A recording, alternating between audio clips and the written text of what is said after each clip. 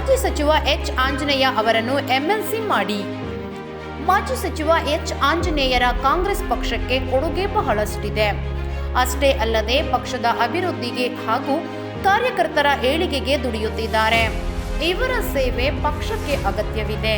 ಹಾಗೆ ದಲಿತರು, ಹಿಂದುಳಿದವರು, ಅಲ್ಪಸಂಖ್ಯಾತರು ಮತ್ತು ರೈತಪರ ಹೋರಾಟ ಮಾಡುತ್ತಿರುವ ಇವರನ್ನು ವಿಧಾನ ಪರಿಷತ್ಗೆ ನಾಮನಿರ್ದೇಶನ ಮಾಡಬೇಕು ಎಂದು ಸರ್ಕಾರವನ್ನು ಒತ್ತಾಯಿಸಿದ್ದೇವೆ ಎಂದು ಜಿಲ್ಲಾ ಪಂಚಾಯಿತಿ ಮಾಜಿ ಸದಸ್ಯ ಕೃಷ್ಣಮೂರ್ತಿ ಹೇಳಿದರು.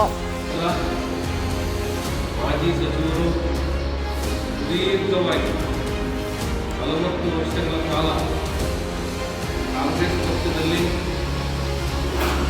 ರಾಜಕೀಯವನ್ನು ಮಾಡುತ್ತಿರುವಾಗ ಆಂಜನೇಯ ಅವರ ಅಪಾರ ಸೇವೆಯನ್ನು ಪಕ್ಷಕ್ಕೆ ಕೊಟ್ಟಿದ್ದಾರೆ, ಕೆಲಸವನ್ನು ಮಾಡ್ತಾರೆ.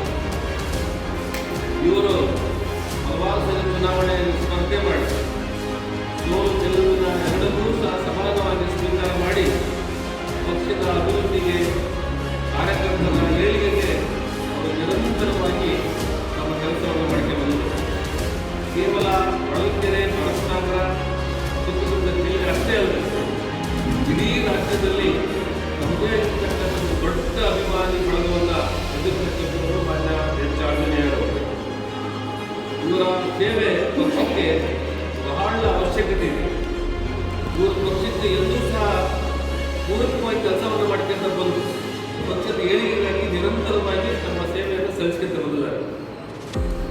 13ನೇ ತಾರೀಕು, ಮುಂದಿನ ತಿಂಗಳ 13ನೇ ತಾರೀಕು ನಡೀತಕ್ಕಂಥ ವಿಧಾನ ಪರಿಷತ್ತಿನ ಚುನಾವಣೆಯಲ್ಲಿ ಏನು ಸುಮಾರು 11 ಸ್ಥಾನಗಳಿಗೆ ಚುನಾವಣೆ ನಡೀತಿದೆ.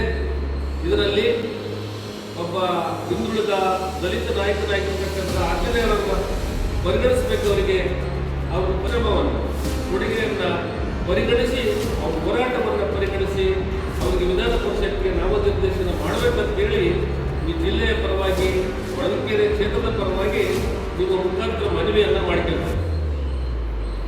ಚಿತ್ರದುರ್ಗದಲ್ಲಿ ಪತ್ರಿಕಾಗೋಷ್ಠಿಯಲ್ಲಿ ಮಾತನಾಡಿದರು. ಮತ್ತಷ್ಟು ಸುದ್ದಿಗಳಿಗಾಗಿ ಸಿಟಿ ಚಾನೆಲ್ ಚಳ್ಳಕೆರೆ ಸಬ್ಸ್ಕ್ರೈಬ್ ಮಾಡಿ. ನಮ್ಮ ಚಳ್ಳಕೆರೆ ಟಿವಿಯನ್ನು ಪ್ರತಿದಿನ ಸಂಜೆ 8 ಗಂಟೆಗೆ ವೀಕ್ಷಿಸಿ.